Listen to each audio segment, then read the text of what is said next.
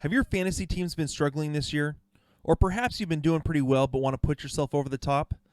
Then make sure to visit our friends over at Finish First Fantasy Advisors.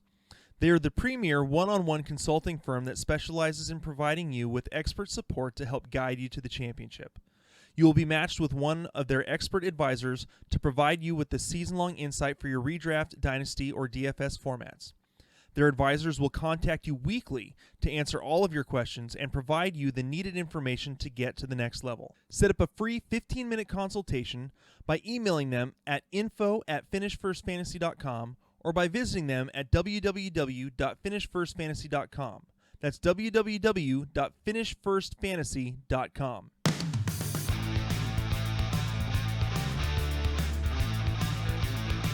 Welcome again to the SkullKing Sports Fantasy Football Podcast, brought to you by Dr. Squatch Soaps.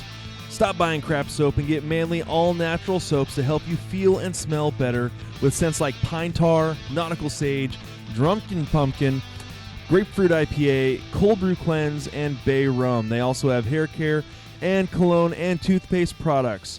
Use the promo code SKS20 at checkout to get 20% off of orders of $20 or more. That's using the promo code SKS20 at checkout to get 20% off orders of $20 or more. My name is Ryan Skullrood, and it has been quite the day for fantasy footballers. Some not so great news, especially if you are a Dallas Cowboys fan.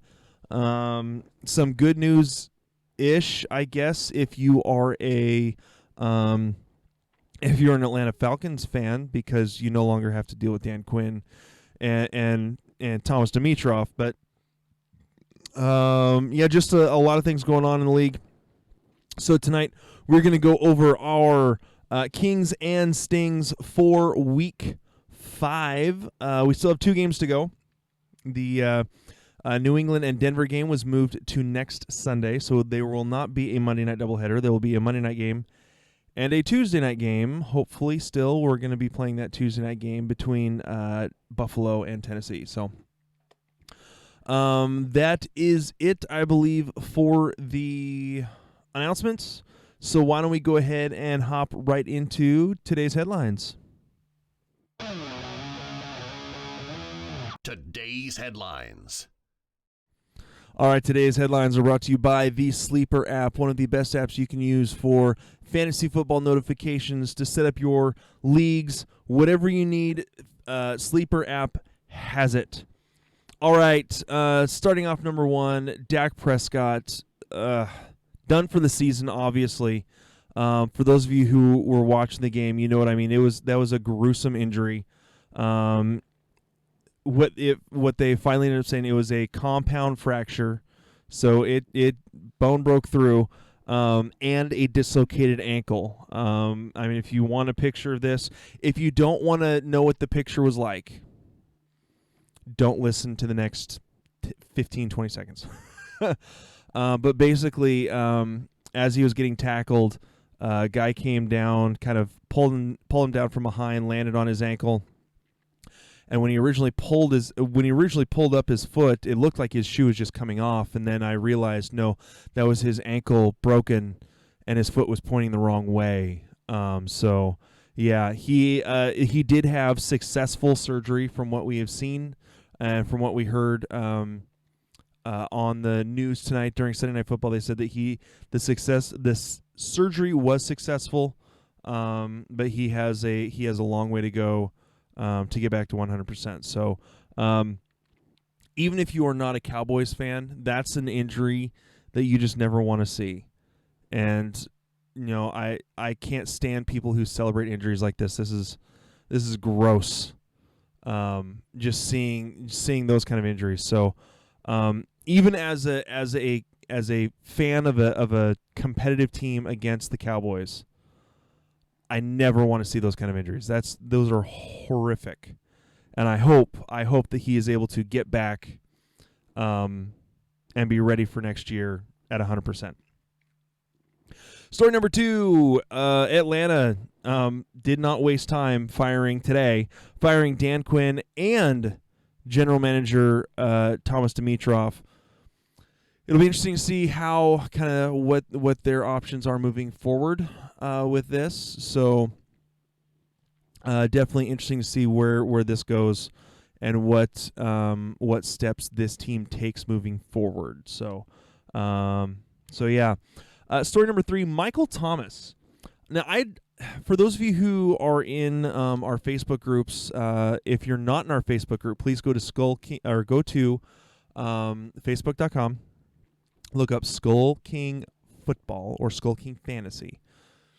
You will find we've got a couple of Facebook pages, a couple of groups.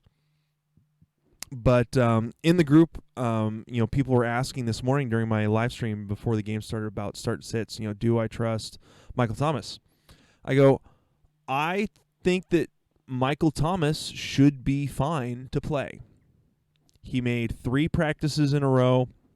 As far as we can tell, he's going to be good to go for Monday night. I even moved him up in my rankings because I had him down in like the 40s just because of the uncertainty. I moved him up to like wide receiver like 15 to 20, somewhere in there. And then after the first game start, when my rankings have locked, we find out that the Saints are ruling out Michael Thomas for Monday night's game. Thinking, okay, maybe that's kind of odd that the ankle injury is I seemed like the ankle injury was doing fine if you've made 3 straight practices. Turns out he got into a fight at practice, and the teams were benching him for a game. So it's a self-induced suspension, basically. So because he got in a fight with a teammate, he is not going to play in Monday night's game. So I hope those of you who are between someone from Monday night and Tuesday night, I hope that Tuesday night game plays for you at this point. So a couple other things. Kind of a cool day and not so cool day for Alex Smith. Alex Smith was able to get into the game today after Kyle Allen took a wicked shot. Alex Smith had a rough game, but I'm sure he'll take it after it's been his first week back in 694 days since he last took a snap. So 2 years, almost getting close to 2 years to the day. Maybe off by only a couple weeks. So the fact that he was there to to be able to get back in there. He did take 6 sacks today, which was unfortunate. But again, the offensive line was struggling. So congratulations to Alex Smith for getting back out there. Hopefully, we're able to see you get it going a little bit this year. Last couple things. Dalvin Cook is getting an MRI Monday morning for his groin injury that he suffered on the first play. Looked like he tried to kind of stutter step, drug his foot a little bit on the first play in the third quarter, and in the process ended up pulling his groin, like grabbed right away, walked out of bounds, and then straight up the tunnel. So I think he came in for one more play a couple series later and then went right back out, and that was it. So he is getting an MRI on his groin. Baker Mayfield is getting an X-ray for a rib injury suffered in the game today against the Colts. And last but not least, Jason Lockenfor, getting back to the Washington football team. Lockenfor says expect Dwayne Haskins to be traded. Let me see if I can actually pull up the actual tweet that this was brought in from. So let me go to tweet. It's actually from Roto World, so I'm pulling that up right now. Jason Lockenfor reports that Washington quarterback Dwayne Haskins is likely to be traded before the October 29th NFL trade deadline. Haskins, who was demoted from starter to third stringer this week, won't attend Sunday's game against the Rams because he reportedly sick with non-COVID illness. The demotion came after consistent struggles through the season's first 4 games. There have been off-the-field issues, too. Haskins supposedly bragging about throwing for 300 yards in the Week 4 loss to the Ravens irritated players and coaches. The situation between the quarterback and Rivera's staff is already fairly toxic, and multiple sources within the organization believe a trade by the end of the month is the most likely outcome, Lockenfor reported. It's difficult to imagine a scenario in which Washington gets much in trading away Haskins. Kyle Allen and Alex Smith should be rostered in all super flex formats.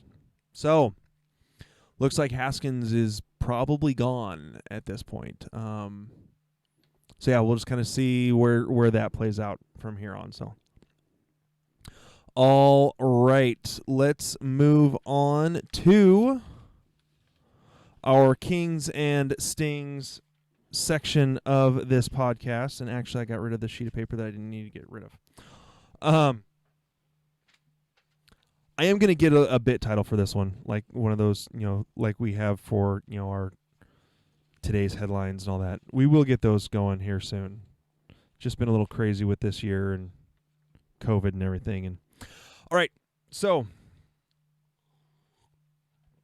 to start it off with our quarterbacks. Again, these when we go through our Kings, these are the top 3 fantasy scores based on half-point PPR and 4-point passing touchdowns. And our Stings are not they are the highest ranked player that had an absolutely horrible game, or a highest rostered player that had an absolutely horrible game. So that's kind of how we do this. So just because a guy was picked up on waivers, it was maybe owned in like 60% of leagues, it scores a 0. That's not as much of a sting as a guy that's rostered in, say, 98% of leagues that scores a 5 points. So that's kind of how we play this. So, all right, starting off with the quarterbacks, QB number 1, back to the top, Mr. Patrick Mahomes, 30.7 points today in the loss to the Las Vegas Raiders. 340 pass yards, 2 touchdowns, 1 interception, 21 rushing yards, and a rushing touchdown, as well as a 2-point conversion. So a big game out of Mahomes this week. Number 2, Ryan Fitzpatrick. Fitzpatrick put up 27.6 points against the once vaunted, now down to, pulling guys off the street San Francisco defense. 350 yards, 3 touchdowns, and 16 yards rushing. And QB King number 3 is Kyler Murray, 380 pass yards, 1 touchdown, 1 interception, and 31 yards on the ground with another touchdown. He is the most productive runner right now in terms of the Arizona offense, so kind of scary. Moving on to the Kings, our running back Kings. Mr. Mike Davis is number 1, going up against that god-awful Atlanta defense. 25.4 points in half-point PPR. He had 89 rush yards and 9 catches for 60 yards and a touchdown, so big day for him. Number 2, I had mentioned this today in my live stream. Because of the matchup against Carolina, they're very good against quarterbacks and very good against wide receivers. This could be a Todd Gurley day in that offense. Well, what do you know? Todd Gurley, running back number 2 today, 23 points, 121 yards, 1 touchdown, 4 catches for 29 yards as well. So big day out of Todd Gurley. And finally, Mr. Zeke Elliott, number 3, also had 23 points even, 91 rush yards with 2 touchdowns, 1 catch for 14 yards. So there is our running backs. Moving on to the wide receiver Kings. Mr. Chase Claypool. He is likely to be the top waiver wire ad this week. I mean, people are going to be chasing points from him just like they were last week from Robert Tonyan, even though he was going on a bye. Chase Claypool, 7 catches. I believe it was 7 catches on 11 targets. Let me see if I can actually pull that up real quick. It was 7 catches on 11 targets plus 3 rush attempts for 6 yards. Had 4 total touchdowns and a combined 116 yards. So huge day out of Chase Claypool. And it looks like Deontay Johnson just can't seem to stay healthy. If Chase Claypool can keep this up, he's going to pass up everyone. And honestly, I think this is great for Juju because if Claypool can put up these kind of numbers and go back and forth, I think that would provide a little more help for Juju to not be covered quite as much and be able to maybe put up some decent points. Maybe. Next up, number 2, Travis Fulgham, 3% rostered. Top 3 wide receivers were rostered in less than 44% of leagues on Yahoo. Travis Fulgham, 10 catches on 13 targets, 152 yards and a touchdown. It's time to start looking at, I think Greg Ward, what did he do? He had an okay game today, if I remember right. Maybe not. I remember he was at least targeted pretty often. Oh, let me see. I don't see him there. Okay, maybe not. Maybe it was all Fulgham today. Must have all been full. Yep, Greg Ward, 5 targets, 4 receptions for 26 yards and a touchdown. So not a terrible day from Greg Ward, considering that that's not normally expected of him. So because of that, Fulgham is a guy that I'm looking at too, based off of just kind of the last couple games. I mean, last week against San Francisco was only 3 targets, 2 receptions. And next week they've got Baltimore, not the best matchup. So he's a guy to watch, but I'm not going to spend all my fab on him or not worry about it if I don't get him on waivers this week. So number 3 wide receiver is a guy that I didn't think he was going to put up these kind of numbers. I mean, Jacksonville, 10th fewest fantasy points to the wide receiver position, and he goes 8 for 161 and a touchdown. So every once in a while, Brandon Cooks can put up those kind of numbers.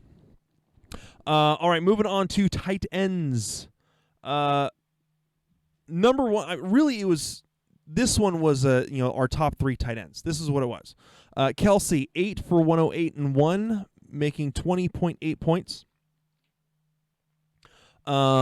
Andrews, number 2, 6 for 56 and a touchdown for 14.6 points. And Darren Waller, 5 for 48 and a touchdown. All right, let's get into our stings. Quarterback sting number 1. We talked about this loss earlier. It's Matt Ryan. 95% rostered. And he puts up 7.94 points. 226 yards, no touchdowns, and an interception. It was going to be a little bit of a rough matchup anyways, just because of everything going on with Carolina's defense. And I still had him ranked way too high. I should have moved him down more, just knowing that it was going to be a little crazy. But yeah.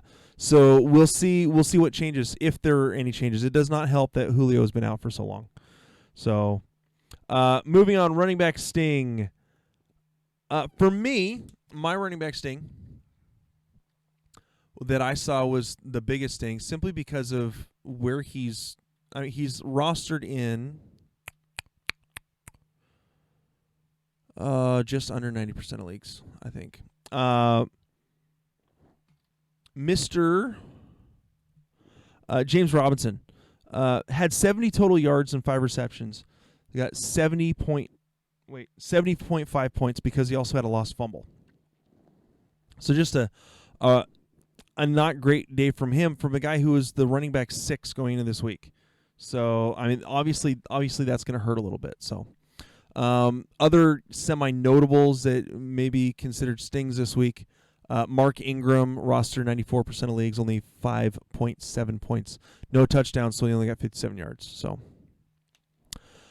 So yeah, so there's our running back stings. Our wide receiver stings, we got 2 of them this week. And unfortunately, one of my boys is on the list for the second week in a row, and that's Mr. Tyler Lockett.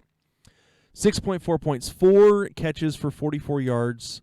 When they're getting into the red zone, Wilson is looking for DK Metcalf or Olsen.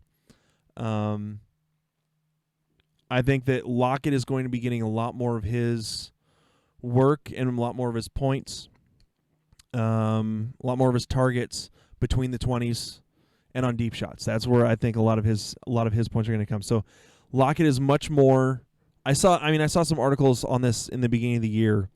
Lockett is much more of a what do they call best ball?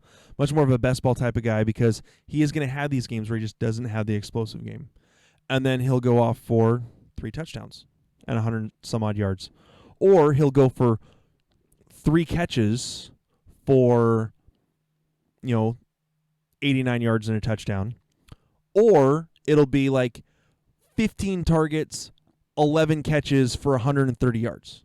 So it's going to be all over the map with him. So that's something you got to kind of be used to. So again, I think Tyler Lockett, you have to play him because of the explosiveness and the possibility of what could happen. You just have to be willing to live with the fact that he's going to have stinkers like this. And my number two stinker for today, in terms of the wide receivers, is Odell. And Odell had 8.92 points, but you expect Odell Beckham Jr. to be getting 13 to 14 points. No, you know what? I'm going to change that. It's Amari Cooper. In a game against the New York Giants, where they scored 37 points for the Cowboys, and he gets 3.1 points. I think that's the way I'm going with that one. So, rough game for him. Kind of a runner-up, another one. Terry McLaurin, 4.1 points. 7 targets, only 3 catches. It was a rough game for him. I don't think he has the rapport with Alex Smith yet, so that's going to have to be worked on. And so, yeah, I think that's it as far as wide receivers. Finally, moving on to tight ends. Tight end stings. And our number one sting is Zach Ertz. I mean, he's struggling a bit. Rostered in 98% of leagues. 6 targets, 1 catch, 6 yards. 1.1 points. That's all you're getting in half-point PPR from him. So, rough. I think a lot of teams are focusing on Zach Ertz. I think once Dallas Goedert comes back, that'll help. Goddard was actually getting more targets than Zach Ertz. So, that's, again, something to watch there. And our other sting, Tyler Higbee. In a game that was just ready for him to have a great game. Washington gives up the 5th most amount of fantasy points to the tight end position, and he comes down 2 targets, 2 catches, 12 yards. I warned people at the beginning of this year that Tyler Higbee is not likely to put up the same kind of numbers he did last year. You know what's happening for Tyler Higbee? Gerald Everett's healthy. Gerald Everett had 4 targets, 2 more targets than Tyler Higbee.